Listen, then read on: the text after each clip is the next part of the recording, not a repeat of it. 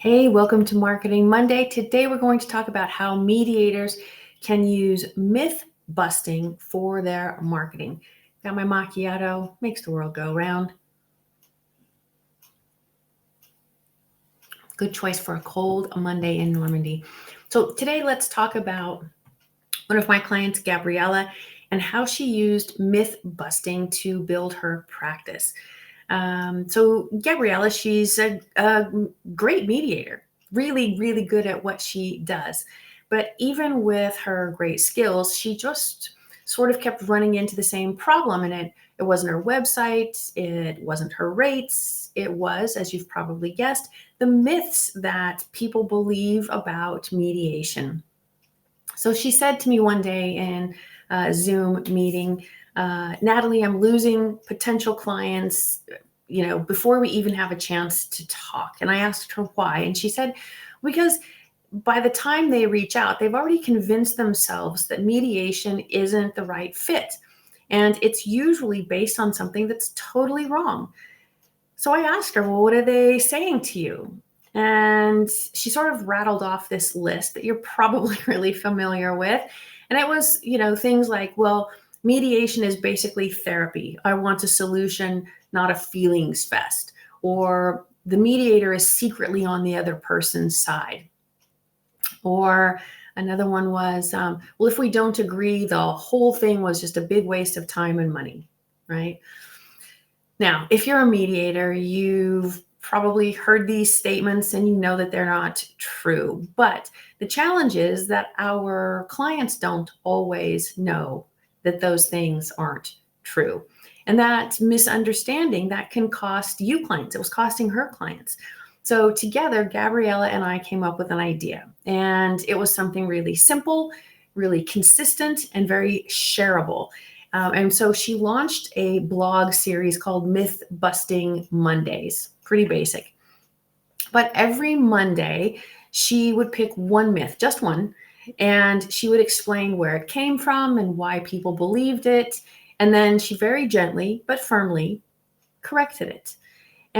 Sometimes she would add in a quick story from one of her own cases. Of course, names and details changed to protect confidentiality, but she was always real. She was relatable. She was respectful. And then one day, I remember she said, Natalie, once I started sharing these busted myths, people stopped ghosting me. They got it. They stopped treating mediation like it was a last resort. And so here's why that strategy worked for her. One, it was predictable. Her followers knew what to expect every Monday.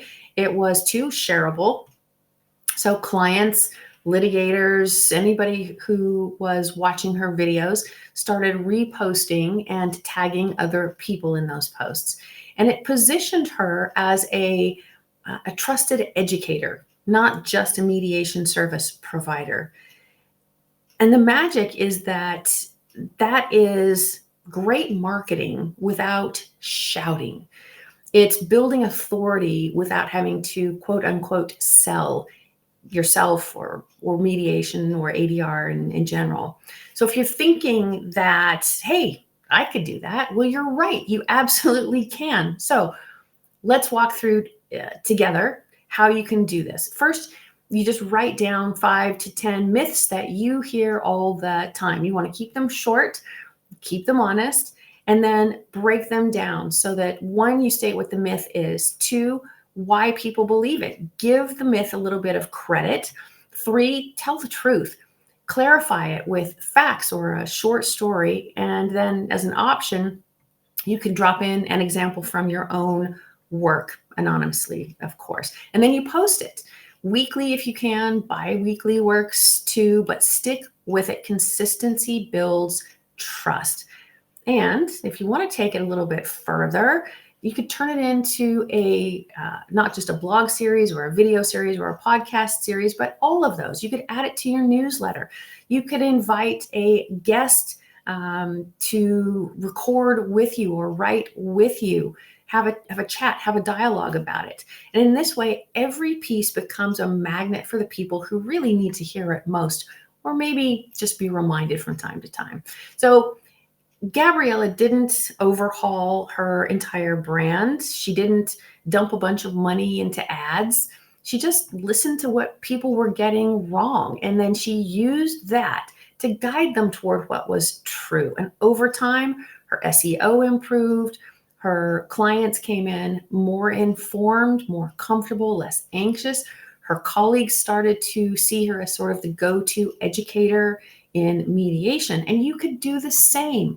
Start with one myth, say it clearly, speak with empathy, and then let your marketing be a tool of service, not just promotion. So that's it for me today on Marketing Monday. I hope you're off to a great week. Do something good for yourself. Do something good for your practice. Be good humans. Thanks.